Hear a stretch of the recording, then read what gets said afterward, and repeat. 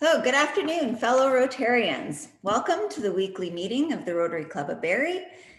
And things go better when you are here. I hope you enjoy. Just to shake things up a little bit, we've added a few videos here and there on some Rotary stuff to start out the meeting. So we'll see how that goes for a little bit of extra knowledge and education. A special welcome to our visiting Rotarians and our special guests. We will begin the meeting, so please stand as we start. And feel free to tilt your screen up a little bit. So, for good food, for good friends, and for the opportunity to provide service above self through Rotary, we are thankful.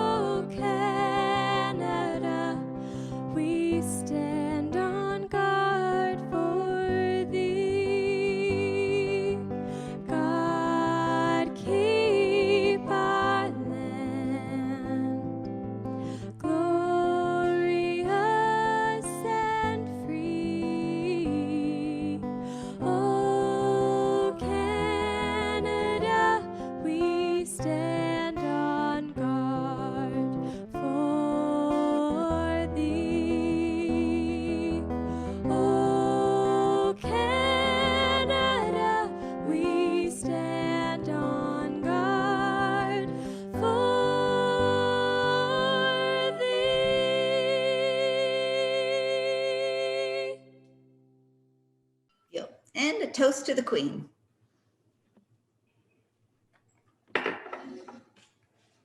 Okay.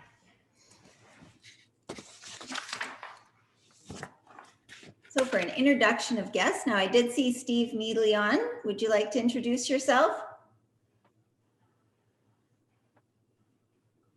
Thank you, President Deb. It's a pleasure to be back at the Barrie Club again. I checked my notes and it's been over a month since I've joined your club's meeting. So it's good to be here. I'm the Assistant Governor for Area 6, which is the Barrie Clubs, and I'm also going to be your District Governor July 1st this year. So thank you, everybody. And it's always great to visit the Barrie Club and get to know you a little better and understand what you're up to. So thanks. Well, we love having you. Thanks for coming back and joining us. So Doug, you have a guest? Thank you, President Deb. I do. My guest today is Sungai Chagwamba. She actually comes to us from the Lloydminster, Alberta Club and has moved to Barrie. Beautiful, welcome. And Jonathan, I understand you have a guest. I do. Thank you, President Deb. Happy to have Eleanor Dath join us for her second meeting today. Wonderful. And do we have any other guests we're missing? That's it. Well, welcome. Oh, Allison, are you saying yes? You're on mute. And Debbie, I have two Rotaractors, my daughter Ilana, my daughter-in-law Abigail, my grandson Theo. I don't know if you can see him. Oh, welcome. I love it when it's a family connection. I can't get him in the picture. Okay. We have a full house. Wonderful. And Marta, you were waving? No? Okay. Well, thank you very much, everyone, for coming. As you know, things go better when you are here. See, our Beacon editor this week is Wallace Mackay. And thanks very much for Catherine Elphick for the Beacon last week. And Catherine, just a reminder, we are waiting for your O Canada from your son on the piano. We've not forgotten. So just so you got that tagged. So we have a couple of announcements. I'll start with Peter Lorimer.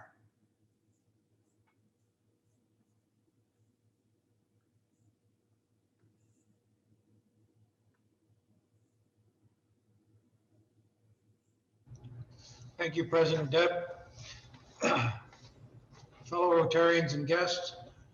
Back on August 4th, 2020, there was an explosion in Beirut, Lebanon. This explosion was registered 3.3 on the Richter scale in the United States. It blew out windows 9 kilometers away. It's home to 2 million people, and 300,000 of them were temporarily found homeless because of this explosion. So a call came out to Canadian Rotary clubs for support for the Beirut Pediatric Hospital, and the International Committee joined in with that. Our International Committee joined in and donated monies. And I received a letter from the person who started it, and it goes, "Hello, everybody. 6 months ago, when the explosion happened, I knew very little about Beirut and its rich history and culture. I have learned a lot since then, but felt raising $400,000 US seemed more like a pipe dream than a serious possibility. I figured that raising $100,000 Canadian for this project from Canada, especially during COVID, would be next to impossible. Congratulations all. We raised $245,000 Canadian. Quite frankly, Don Straka and just a couple of friends in our district gave me the first good news and real hope. Thank you all for inspiring me and for the support of each of you to make this happen.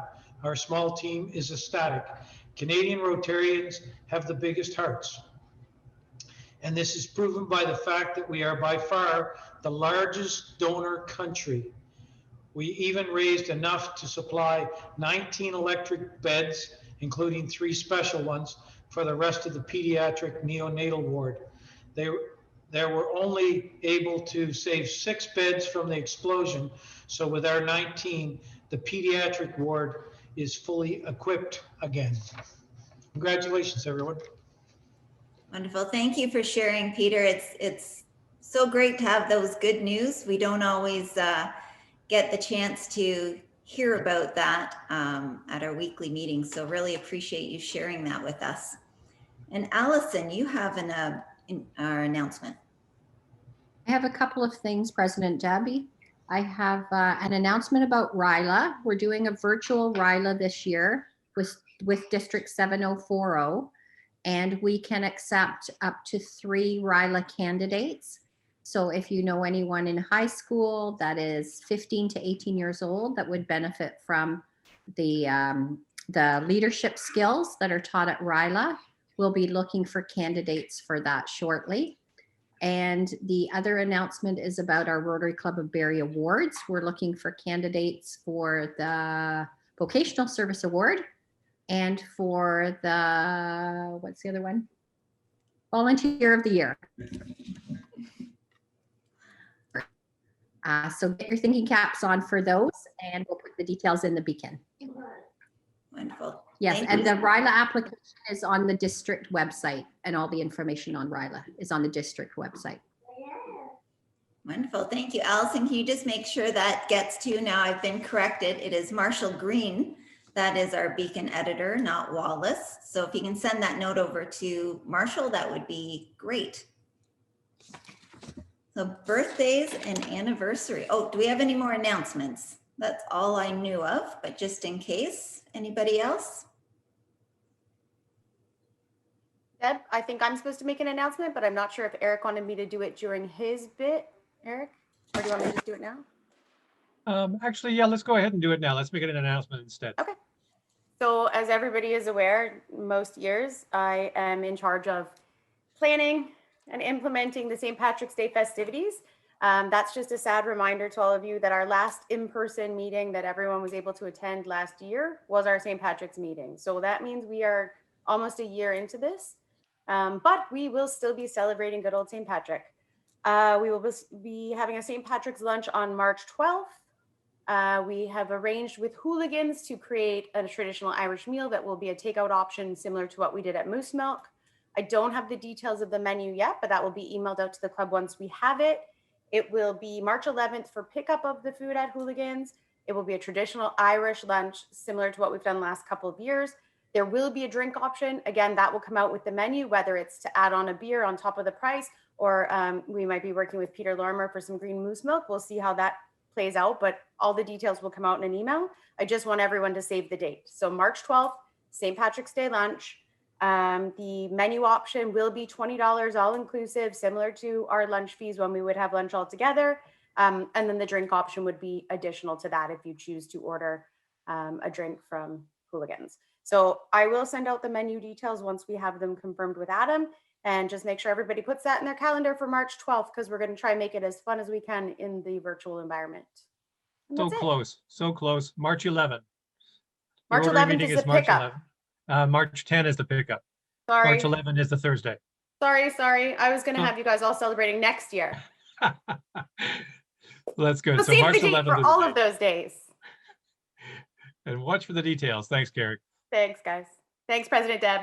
Thank you, Carrie. I know you guys are putting in a lot of work, so I think that's going to be a meeting that if you're, have friends, family, people interested in Rotary, definitely one to bring in. A lot of work is going into that meeting, so come all out and enjoy.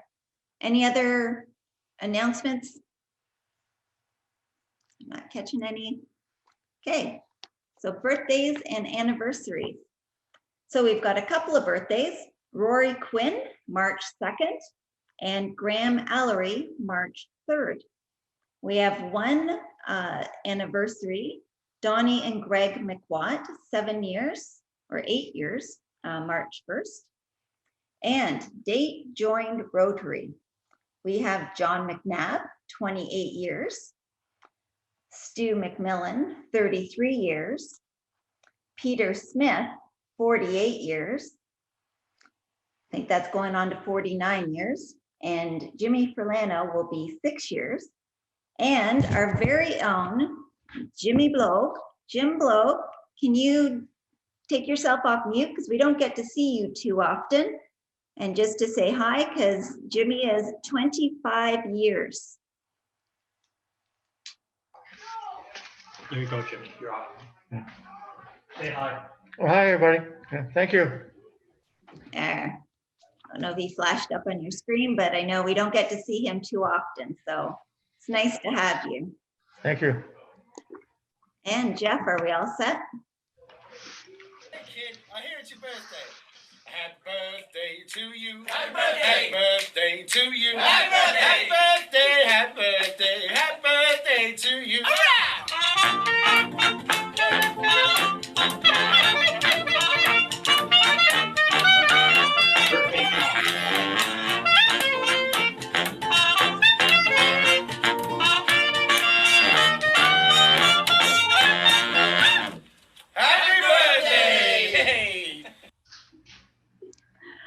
Awesome, I love those. I just never quite know what Jeff's going to put on the screen, so it's always nice to have a surprise. So thank you, Jeff, for all that. So as you know, for birthdays, a donation to the Polio Foundation has been made in your honor, and for anniversaries, a donation towards the Rotary's COVID efforts. So congratulations, everybody. Enjoy your days. SAA Eric. Thanks, President Deb. And thank you, Carrie. I'm going to come back to St. Patrick's Day in a minute.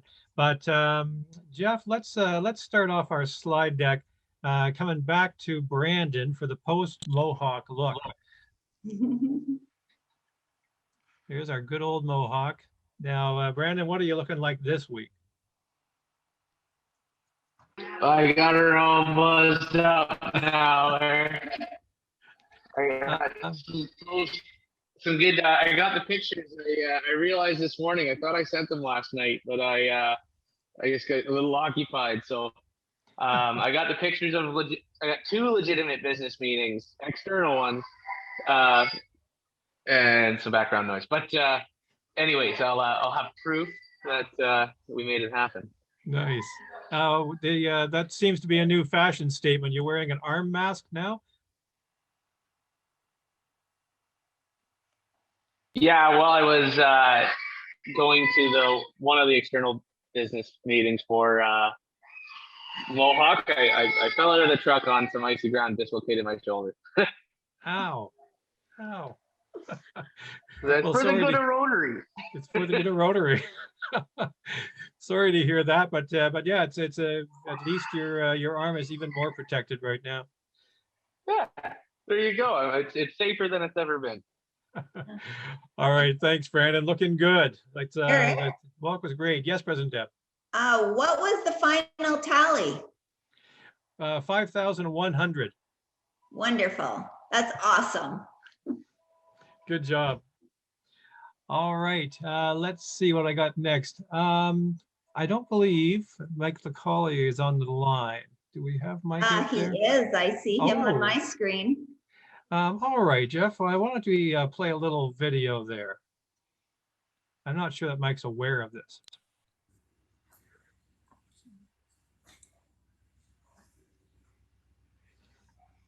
Big moments for Adelaide.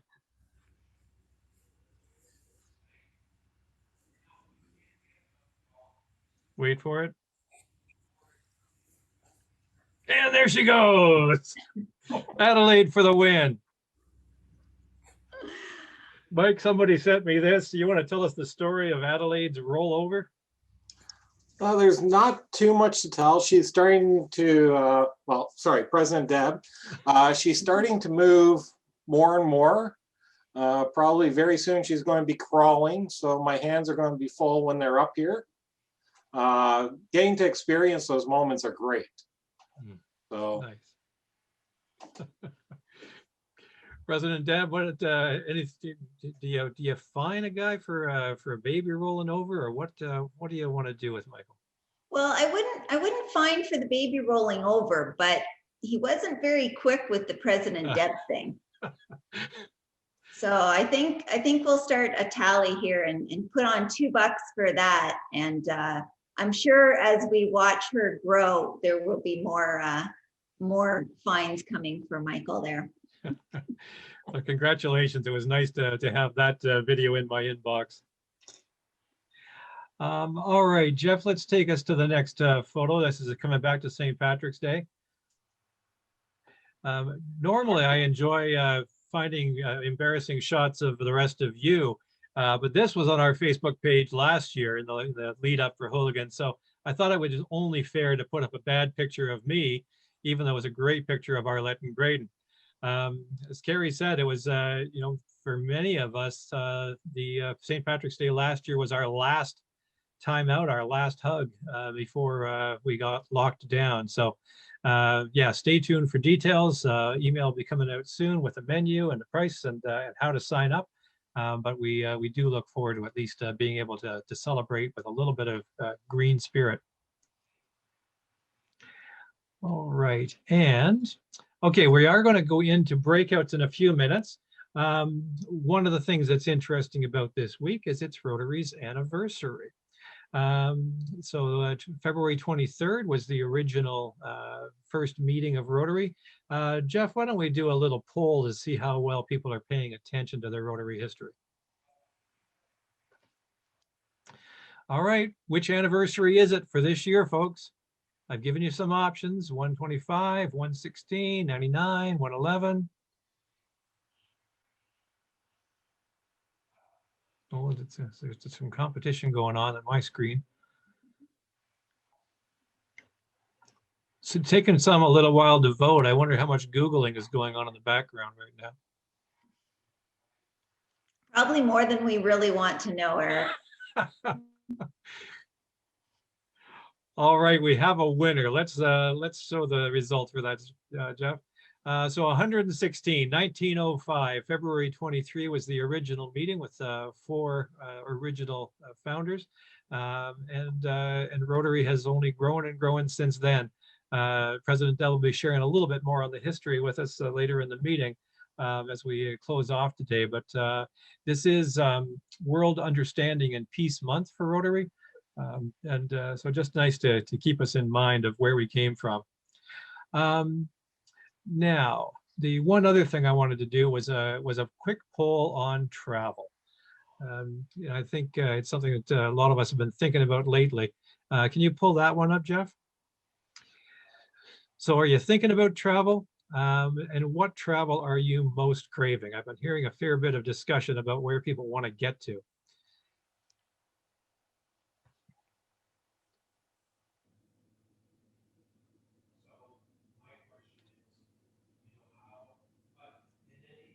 This one's coming in much more even.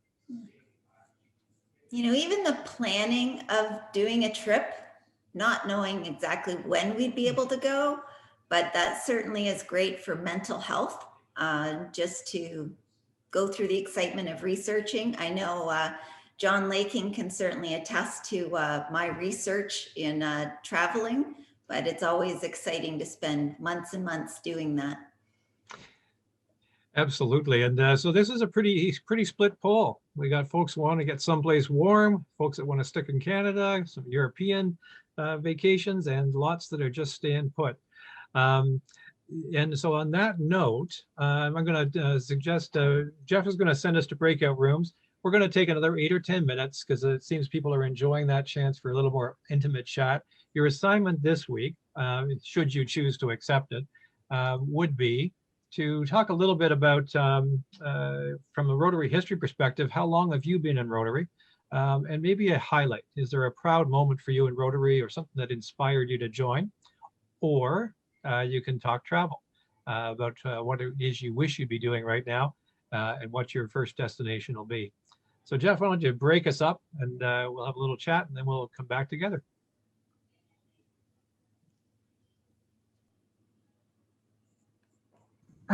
I just need to come online and clarify. Oh. I'm Jodi from Amsterdam. So Mallory asked me to join today and talk to you guys about some topics, and I wasn't sure about jumping into the breakout room. So I just happen to be here. Well, that's wonderful. Welcome, Jodi. Thank you. I will go back on mute. Thanks. Hey, no problem. You don't have to. You can stay here and chat. Well, it's funny that you're talking about the topic of travel. I actually work for a travel company. So we're really feeling the impact of it. Well, we have, I mentioned John Laking there. He's the guy I go to in our club for travel. And it's a tough go because, I know I'm usually good for, a couple of good trips and then many short trips. And I'm grounded and I'm feeling it. I'm just suffering. Yeah. The winter scoot to, friends in California or, used to travel for business, travel for my husband's business, travel for pleasure. And if I wasn't on a plane at least every month, there was something wrong. So now it's like, oh, what am I going to do? Imagine. Are you enjoying the time though, being forced to ground? Like, are you finding other things for yourself outside of travel that you surprise yourself with? Some, except what's happening is, with COVID, I've got, 8 grandkids, but 2 are really young. One's 7 months and one's 13 months. And of course, daycare is not around. So the 2 moms think it's quite handy that Nandy is grounded because I'm here. So I, at least 2 days or 3 days a week, I have a little one.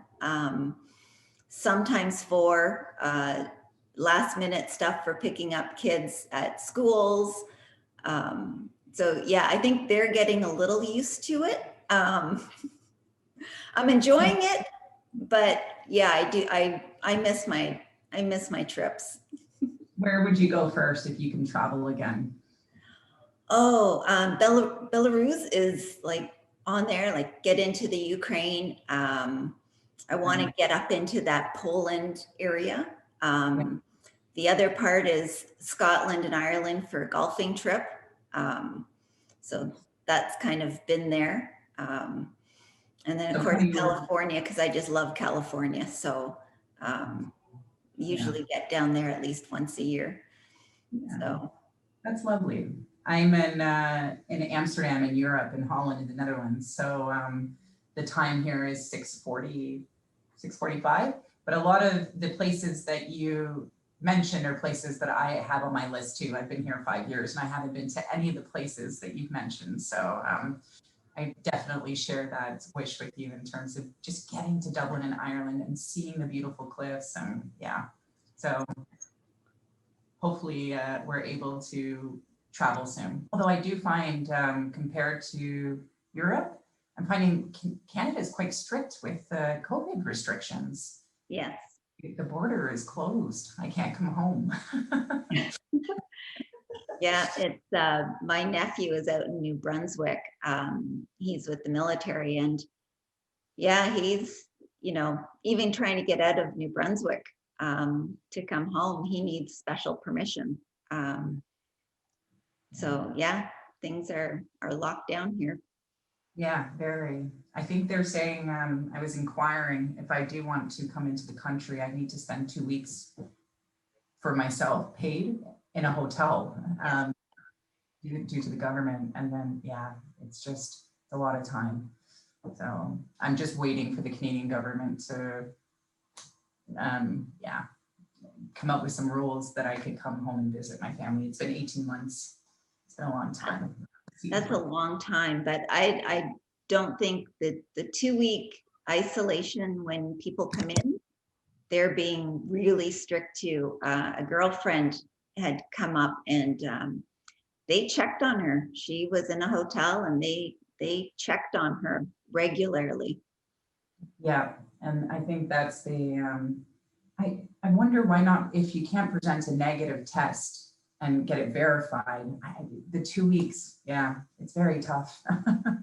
And well, it's the incubation period. So even having the test, you could show negative even twice, but depending where you are in the stage.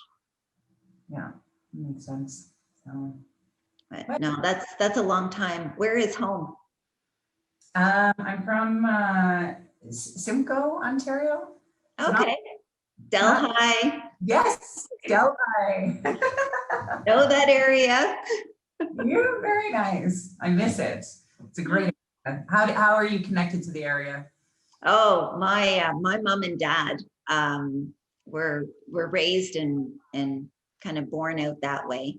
My grandparents both had tobacco farms. My aunt had a tobacco farm. And so, yeah, when in my younger days, when mom and dad got pissed off with us that we were bad, we got sent to a tobacco farm. And I was small. So, you know, the trailer, when you go pick the leaves, there's at the very back, like there's an extra metal bar that goes low. Well, my butt would go in and my knees would go. So I would get all the little leaves and I would be stuck there for like 8-10 hours a day, you know, doing that. So you did that a couple of times and you learn to be good during summer and not say you're bored.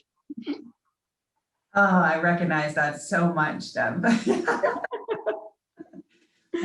And then the smell just doesn't come off your hands. Exactly. And it just stains too. Memory lane. Yeah. Well, I'm sure we could chat about that. Yeah. I'll go on mute now that everybody's coming back in. So. Okay. Nice chatting.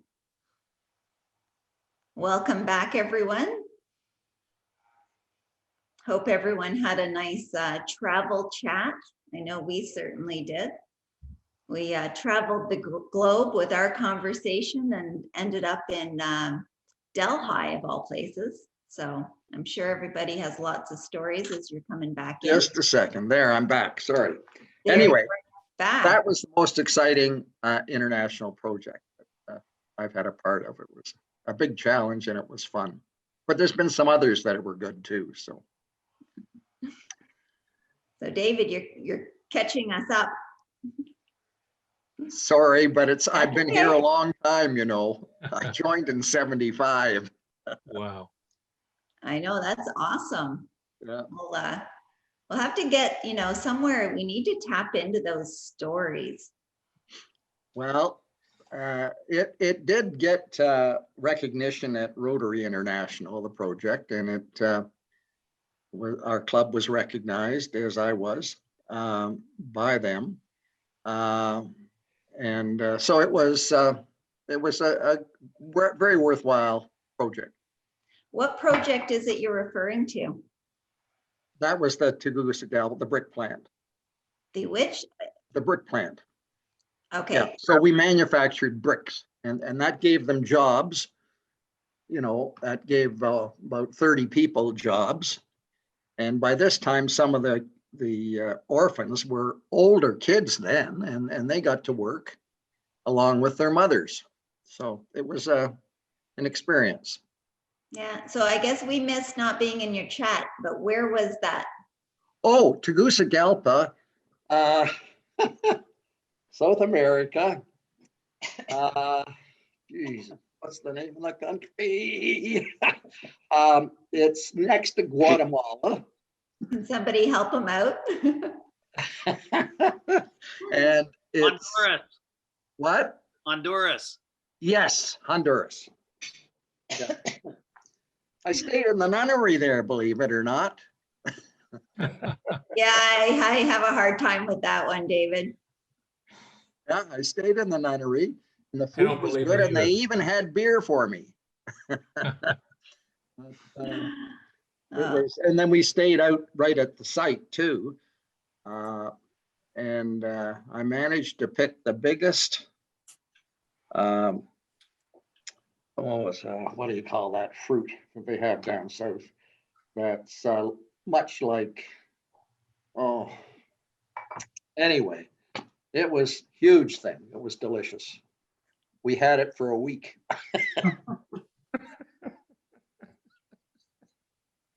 Awesome. Anyway, that was a good experience. Somebody else should take a turn here. Everybody have a good time in the breakouts? You enjoying your little chats? It's nice. It sure is nice to be able to get a small group, a little bit more conversation. Brings us back to our tables, as it were. President Deb, the only other victims I had in mind are not on the line today, so I will turn the meeting back over to you. Are they getting a little scared to arrive? Do they know that they're victims? One wonders. One wonders. Well, thanks so much, Eric. I know you're putting a lot of effort into finding things. It's much harder when we're not seeing each other in person and getting those last minute around the bar drink tidbits of what's going on. So please, everyone, as you come across stuff, talk to people, get a little snippet of somebody's life, please share, and then everybody can kind of enjoy in a special moment. So on to our program. I will introduce Mallory for introductions. Hi, thank you, President Deb and fellow Rotarians. I'm taking a bit of a risk to introduce today's speaker. She's one of my closest friends, so she could probably share some embarrassing stories, and hopefully she stays away from that. But her name's Jodi. She is the Global Talent and Organizational Development Manager at Booking.com. She used to live in Canada, but she is in Amsterdam right now. So I know she's had some pretty cool experiences being there, and especially during COVID. So I'm excited to hear her talk today. Thanks for joining us today, Jodi. I'll hand it over to you.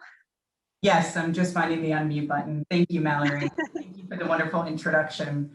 So I'm Jodi. I work at Booking, and what I initially was going to talk to you about today actually was maybe more targeted to some small business owners, but actually I wanted to talk to you about how we manage talent in a time of COVID. So how are we thinking about getting the most out of people during the time of COVID? So what I thought I could do was just tell you a little bit about my journey, how I got to booking.com and into sort of talent management, maybe a framework that you can think about within your communities or within maybe even the Rotary Club or any of the businesses that you own that you can reflect on.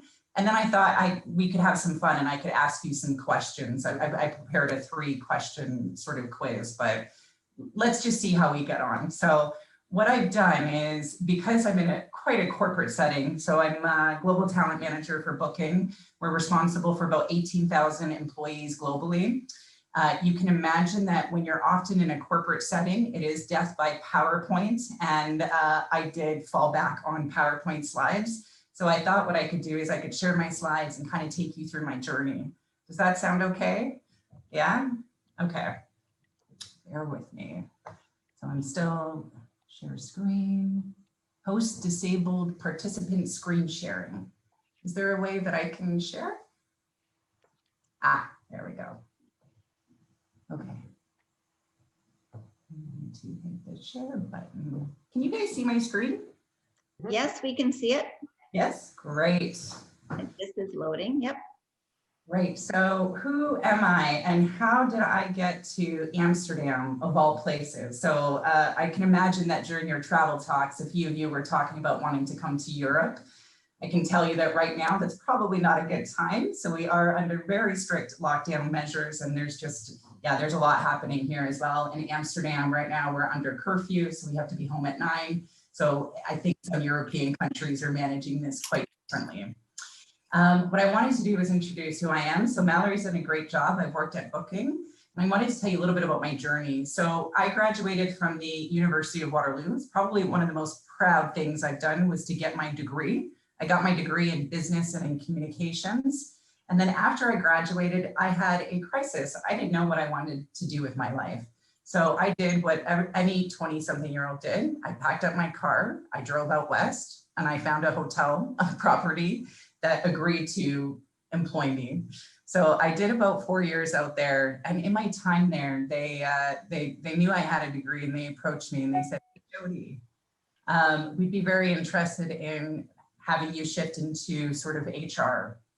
And that was my foray into the world of HR and what I want to talk to you about today. So I did about 5 years in Delta Lodge, Kananaskis. This is where Mallory and I met, actually. And like Mallory said, I do have quite a few stories. So if any of you want to ping me afterwards to hear what Mallory was like 10 years ago, I would be happy to dish the gossip on that. I hope that's okay, Mallory. Oh, I've got that one there. Okay, we've marked it down. Okay, great. So I did about 5 years at the Delta Lodge at Kananaskis, and what was cool is I got to get into the hospitality and the hotel industry. And so I started in a single property, moved to a regional role, and then suddenly I was at headquarters running HR for like 43 hotels, and I was way out of my depth.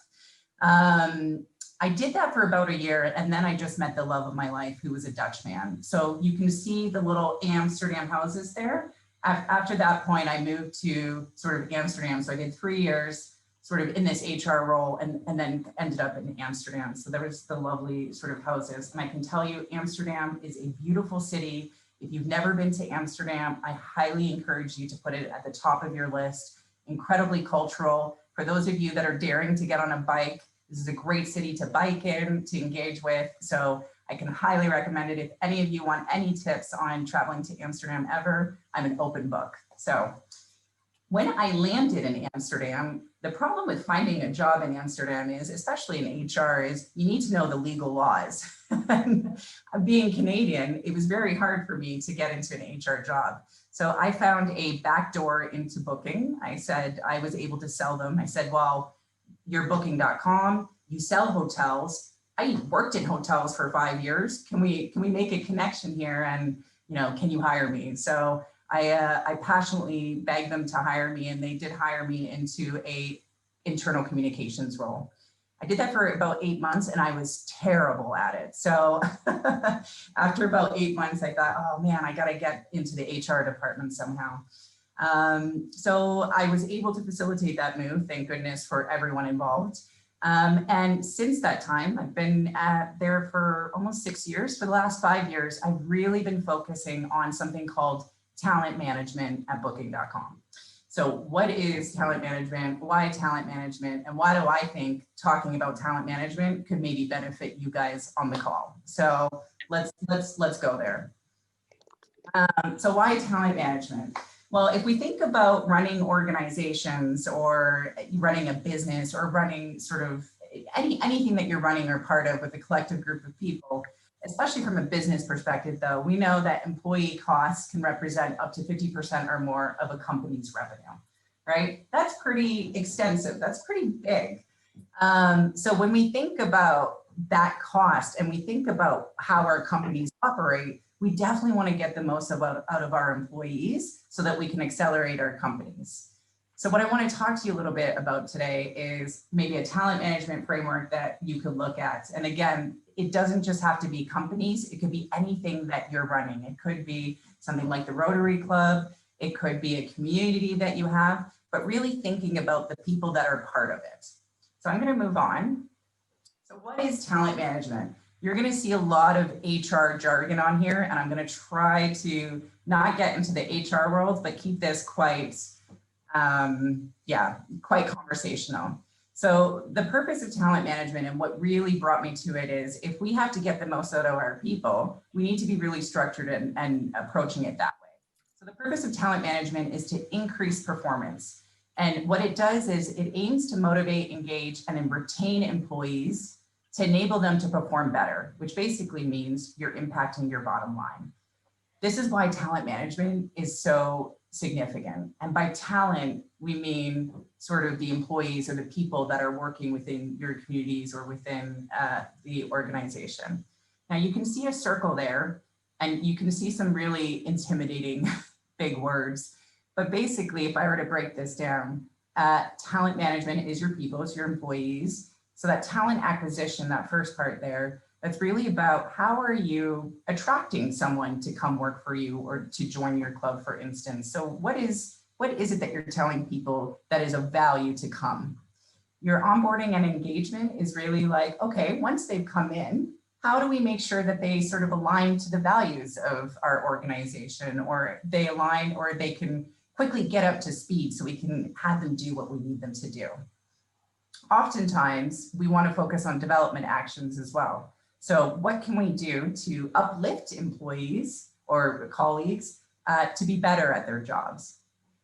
Now there's this performance management is something that's probably not often applied to like clubs or whatnot, but one of the things that we look at is how is someone employing in their role or within their company? So how are they performing and how can we measure that, right?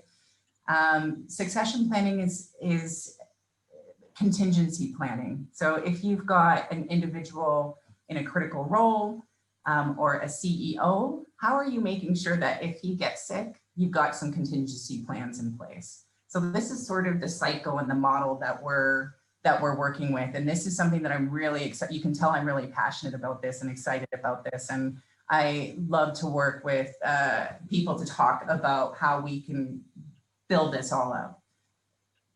So yeah, talent management is not easy. So how do you get the most out of your people and how do you sort of identify? I think some of the things we look at is how do you sort of identify who your top talent is? So you've got a base of employees or a group of employees and some of them do better than others. What is the best way to sort of identify those people and keep them engaged? Because those are the people that you really want to make sure you have on. So now at Booking, we've just gone through, you can imagine the travel industry was hit quite hard, right? So we had to go through a restructure, we had to go through a resize, and unfortunately, we lost 25% of our business in our company. That's huge. And we came out at the end of that and we thought to ourselves, okay, we have this remaining group of people. How do we make sure that we know who the top people are that we want to focus on developing and staying with our company so that they don't leave? So we spend a lot of time trying to understand who our talent is and how to identify them. But it's hard. It is not easy, guys. There's a lot of managers have different, people have different perspectives and perceptions. One of the other things we looked at is how do you join up your processes? So that circle, how do you make sure it's sort of reinforcing itself? And I think the hardest thing when it comes to when you're running a business, so I'm really speaking to the small business owners on the line here, is how do you identify the quality or the impact in terms of the bottom line? So as business owners, we talk about our financial assets, we can talk about other assets, and we talk about them in dollars and cents, but we don't really talk about people in dollars and cents other than their salaries and what we pay them. But how do we qualify the impact that someone might have on our businesses, right? And that's really hard to do. It's something that's very hard to do in my world. How do we start to talk about who's that really star person in your team and put a dollar value to that? If we hire someone bad, what does that cost our business? So this is something that's quite hard to do. And these are things that I think in my profession, we want to show that, hey, we want to be able to manage our people and our talents, and we want to do that in terms of dollars and cents. And that's quite hard. And I can imagine for several of you on the line, this is something that you might struggle with as well. And then the other thing is a lot of people just don't care. Let's bring someone into our organization. We need to get warm butts and seats. Let's make sure that we've got people very quickly moving and getting up to speed, and we just need them to do the work. I think the way that we can reframe that or talk about that slightly differently is, instead of getting warm butts and seats, how do we make sure that we're bringing in the best or the right talent to come in? And this is something that's really hard to do because you need to align everyone across the board on this. So this is a little bit about why talent management can be quite difficult. And I'm happy to go into some case studies as well on this. What I thought we could do instead is let's just have some fun. So I'm going to put 3 questions on the screen. So again, related to my profession, I thought they're going to be true and false questions. So what you can do is just answer them in your head. And I'm just going to throw them up there. So again, a bit HR-y, but I thought, let's see what we can get out of this. So the 3 questions these are my talent management questions, and this is how I love to engage people on the topic. So my first question is, the biggest predictor for being successful within your career is IQ. Is that true or is that false? So I'm going to give you a minute to kind of reflect on that.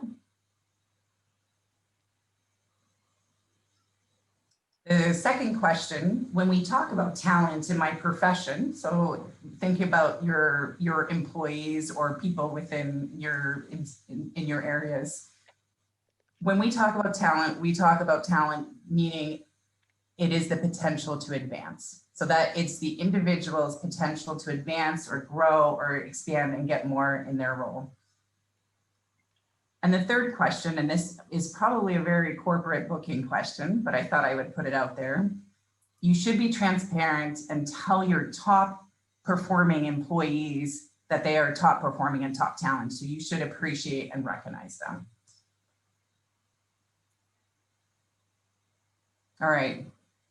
So those are my 3 questions. And I thought we could just dive into it and kind of distill some of the science around it. So bear with me. I almost want to unscreen so I should have run a poll or something to see how you guys answered. But I didn't know I had that functionality. So can I ask a question? Yeah, for sure. Question 2, it says talent boils down to the potential to advance. What's the source of that? I really like that. Yeah, the source is Mark Efron. He's a talent guru. And I'm happy to send you guys the sources of where this information comes from. Thank you. You're welcome. Cool. So what I'll do is let's go through the questions, and then what we can do at the end is we can do an open Q&A if that's what you guys are sort of interested in, and I can share some of this information afterwards. All right, biggest predictor for career success is IQ. Does anyone want to wager a guess for what the answer to this question is? I'm seeing some falses. Okay, you guys ready? Maybe I can open my chat. Okay, that's fine. All right, so biggest predictor for career success is true. So what does the science behind this say? So research on general intelligence and its impact on job performance is compelling and conclusive. How intelligent a person is will determine their long-term performance much more than any other factor. So research suggests that it explains between 9 to 25% of differences in performance. But remember guys, 9 to 25%, it seems like a lot, it's really not that much. That's a pretty small differential. So the question is, could being smart in other ways compensate for that? Could you maybe have strong communication or a great conversation? So it does, it can to some extent, but we still know that general intelligence is the best predictor for success. The same holds true for impact of experience versus intelligence. So while someone who is more experienced will be better in the job for a period of time, eventually after a period of time, a person whose general intelligence is higher will surpass them. But to be honest, there's a lot of other factors that result in career success. It can be being in the right time in the right place. We know that passion and grit have a huge impact. We also know that there are additional personality traits as well. So having high self-discipline, being careful, being incredibly thorough, being organized. So these are other factors that do lead to career success. But what the science says is general intelligence comes first. I'm guessing that a few of you would be surprised by that. I'm happy to share some of the sources that come down to it. But again, it's only 9 to 25%. It only accounts for at most a quarter. So it's really important to take that in context. Do you guys have any questions or thoughts on that? I can go to the next question. Shall we go to the next question? Yeah, all right, let's move on. All right, so true or false? Talent boils down to the potential to advance. So potential to advance means they can move up in your organization or your community, whatever it is. They can take on more responsibility, they can take on more scope. I think I'm answering the question for you. The answer to that is true. So what does the science say? There's a lot of other things that we can look at, but potential to advance is one of the most core things that most companies would want to look at when hiring talent. So when you're bringing someone into your organization, you're interviewing them, you're assessing if they're going to be right. One of the things you're also thinking about is, do I think this person can advance and grow with me and take on more responsibility? So potential to advance, it should be a way that you look at talent. I also put in here, do not use standardized tests. So a lot of companies try to do general tests to assess that. Don't do that. You should self-assess that yourself. It won't return the results in terms of potential. All right, we're gonna move to the third question. This is more of a corporate sort of bigger company question, but yeah, if you've got a top talent employee, you should tell them they're top talent. That one I hope was a giveaway. Absolutely true. So there's all these reasons why we wouldn't tell people that they're awesome and exceptional and that we really care about them and we think that they should stay. All the reasons, these are fear-based reasons for not being transparent. So they will leave if they find out that they're good, if you tell them that you value them. Keeping them in the dark is better. Some of the arguments that I hear, knowing that they're talent or knowing that they're one of my best performers will go to their head and breed entitlement. Everyone else will become discouraged if I tell someone, hey, that's my most valued employee. But you can see on the right-hand side why we would be sort of transparent when it comes to telling people that we value them and they're really important. And let me tell you, in this time of COVID and booking as well, we were thinking about this. How can we go out and tell people that they're meaningful? Because we know that someone else is happy to tell these people that they are top talent. So yeah, you can see some of the information there. Those were my 3 questions. There's so much more that we can go into the topic, but I thought it would be cool to introduce you lightly to the topic of what I do, talent management, and just to have some fun and ask some questions. So I will leave it with this final slide of, does anyone have any questions? I'll stop sharing. Wonderful. And if we can use in reaction on your screen, there's a chat or a raise hand. If you could just hit that, then it'd be a little easier to for Jodi to identify who has a question. So everyone see it in the reactions? This is a great one. I know someone with high IQ I wouldn't hire. Absolutely. Just because you're smart doesn't mean you should hire someone. You need to look at other factors as well. What else do we have? Well, I'm glad some of you thought it was fantastic. Yeah, I don't know if they're just not hitting the raise hand feature. Jodi, I'll chip in. That's Eric talking. I'm fascinated with the size of the workforce that you talked about earlier on. Did you say 25,000 originally, like worldwide? Yeah, 18. We did reduce by 25%. We're down to about 11,000, but pre-COVID we were 18,000. Yeah. From a practical point of view, what fascinates me is, what is it like then to navigate the COVID impacts and the rules and layoff requirements and labor law in all of those jurisdictions? Like, how does the talent management team and the HR process, kind of work decentralized? Yeah, and Eric, let me tell you that every country has its own rules and regulations on how this should be done. I can also tell you, you've got unions within Canada and the US. You've got something called works councils within Europe, which are much more powerful and have a lot more restrictions in how you can manage sort of layoffs. So it becomes really challenging. We've got HR teams across the world that help support and understand, and legal teams in place as well to support that kind of mass layoff.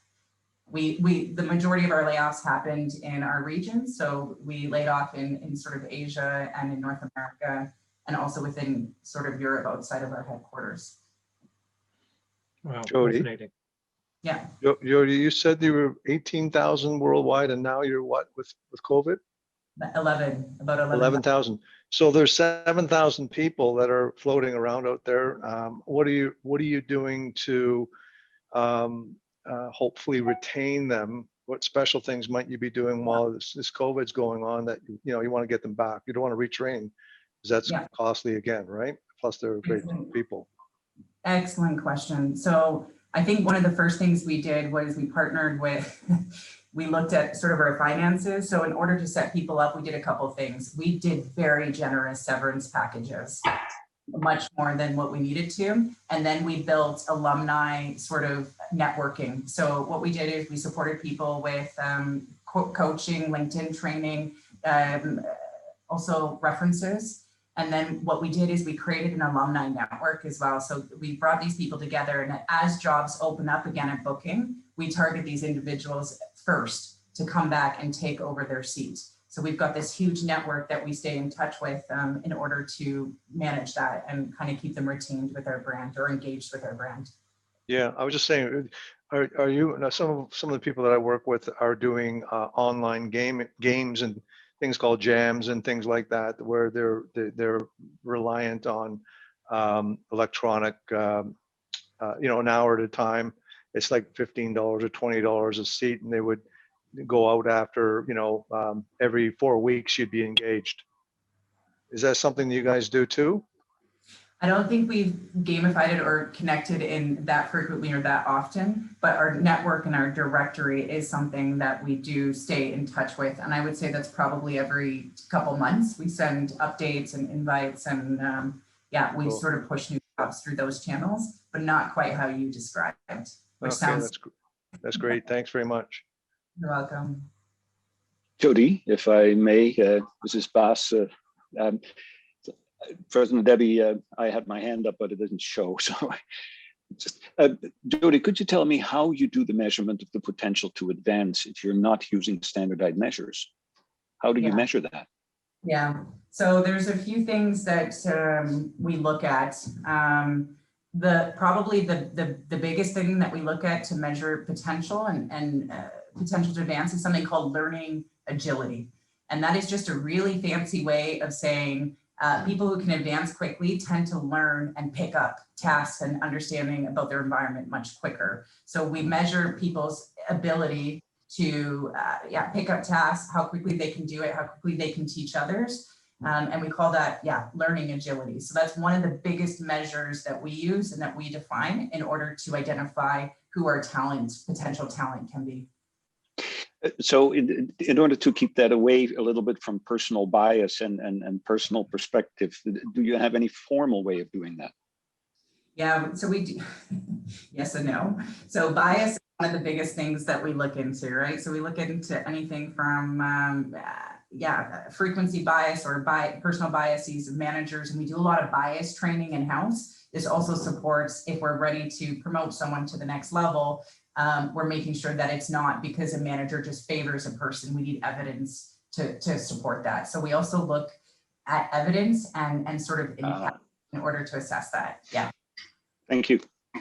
Yeah, good question. Thank you. Ian? Thank you, President Deb. Jodi, just a question about, you talked about you're not liking standardized testing, but what about cognitive assessments or EQ assessments? We look at that a lot, but they are very non-job specific. So I'm curious on your thoughts on that. Here's the thing. It's not that I'm against assessments, and I think that you should use assessments, but you should use that as a data point and not your decision-making criteria. Meaning it's just one piece that you take into account when considering bringing someone into your organization. And there's a lot of, I went through a process with Heinz, and Heinz tested me on my language comprehension. They tested me on my math, and they tested me on sort of general cognitive ability. I'm pretty sure I failed the math portion, that I didn't go further. But I think these assessments, they can be really great in terms of, getting that assessment. But what they don't tell you is that potential piece. Does this person have high learning agility? You need the evidence. You need to be able to see people do that. And you need to spend time with them. So thank you. It's a great question. Jodi, great presentation. Thank you very much. I'm wondering how you progress people that you have identified as having talent. Do you have any kind of a competency model that you use to progress them? Like there's all sorts of different ways of advancing. Yeah. What are you guys using? Yeah, so we were using competency models. I think the problem with the competency model is they often, they're very hard to maintain. B, our workforce is changing so incredibly quickly, right? So what ends up happening is, I read a stat somewhere that 30% of the skills that you have today are going to be out of date in 3 years. So competencies models, they don't stay up to date in that way. So we have to go back. They're really cumbersome. We have to update them. So what you're seeing a lot in trends in sort of the HR world is people moving to a skills model. And backed up by technology, just to be clear, backed up by technology. Your skills model is nothing if you don't have technology to scale it. But what you can see is for the first time, you've got machine learning and AI moving into the HR space. And what it can do is it can really quickly deconstruct someone's experiences, their CV, and it can infer the skills that they have. And you can do a skill assessment between sort of what you're seeing there and what you're seeing is needed for a role or a particular project that you need someone to be working on. I'm happy to share some of the technologies that we're seeing out there for that kind of assessment, if that's helpful. Okay, thank you. Mallory? Thank you, President Deb. Jodi, that was awesome. And I know we've had a couple of talks recently. You guys hire and employ a lot of developers. Yes, we do. And you've talked about retaining talent and not just around COVID, but around that talent going to work at other companies like Google or Facebook or any of those companies. Do you have any tips around retaining talent so they don't get nabbed by a headhunter? Well, first, that they are talent, okay? Do not be afraid to tell people that they're your top talent. So that's what I would say as a first step. Here's the thing, Booking competes in the same space as the Googles, Amazons, Netflixes for some of this technology talent. And the thing that we try to differentiate ourselves with, because we're never going to be able to compete in their space with how much we pay. And compensation tends to be a huge driver for why someone might want to jump off and go somewhere else. But you need to look at the total rewards package of what you're looking at. So what is the culture that you're offering? What are the benefits that you're offering? Are you offering learning and development opportunities? Are you saying this person can go off to a conference? What are you doing to develop them? How are you giving them exposure to new experiences? How do you put them on stretch assignments? So we need to look at employment not just as a contract based on I pay you a salary and you come and do work, but it's so much more. It's the work-life balance piece. It's the experience that I have coming into work. And the more that you can create that value proposition around your business, the better that you can do at retaining sort of your talent. So you shouldn't just look at it as a contract between I pay you, services rendered, but rather how do you start to look at that more holistically? What's the experience you're giving to your employees? So we spend a lot of time, looking at our top talent, telling them that they're talent, and then asking them what we needed to do to retain them. And I will say that maybe in 5 or 10% of cases, we said we need to pay these people more, but in 90% of cases, in most cases, that doesn't seem to be what helps. People want to feel like they're cared for. They want to feel like they're progressing. They want to, so if you can focus on those retention measures, that can be really helpful. Thank you so much. Yeah, that was wonderful, Jodi. Thank you so much. And Baz. Thank you, President Debbie. Jodi, it is my honor to thank you on behalf of the Rotary Club for this very interesting and useful presentation. Het was heel erg goed gedaan en hartelijk bedankt voor al je werk. I apologize to my non-Dutch speaking members of the club. Nederlands was heel goed. Wauw, goed gedaan. Ja. Ik ben uit Breda, dus Oh, no. Okay. Carnival City. Well done. Thank you very much on our behalf. Yes, it was my pleasure. I really enjoyed doing this, and yeah, happy to meet up with anyone who has additional follow-up questions or really keen about the topic and want to know more. Oh, well, thank you so much. And we just have popping up a certificate. Here it comes. So a certificate of appreciation for coming and being our guest speaker today. So Rotary is this close to ending polio worldwide.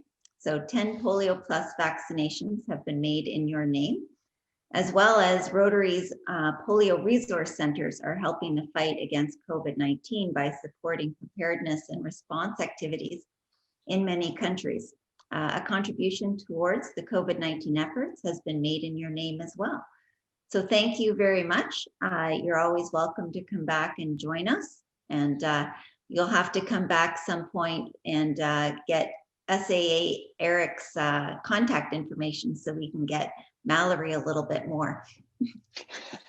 I would be honored. Thank you, everybody. Have a great night. Thank you. So President Deb's Stronger Together, Together Inspired Moment. We actually have it queued up. The very first Rotary Club, the Rotary Club of Chicago, was formed on February 23rd, 1905. Paul Harris, an attorney, together with 3 business acquaintances, Gustavo Slor, Sylvester Chiel, and Hiram Shorey, gathered at Lohr's office at room 711 of the Unity Building in downtown Chicago. This was the first Rotary Club meeting. They called the new club Rotary after the practice of rotating meeting locations. Within 5 years, clubs had formed across the United States, from San Francisco to New York. In August 1910, Rotarians held their first convention in Chicago. The 16 clubs that existed at that time united to form the National Association of Rotary Clubs. In 1912, the name changed to International Association of Rotary Clubs with the addition of clubs in other countries. The name Rotary International was adopted in 1922. By 1925, Rotary had grown to more than 2,000 clubs and an estimated 108,000 members on 6 continents.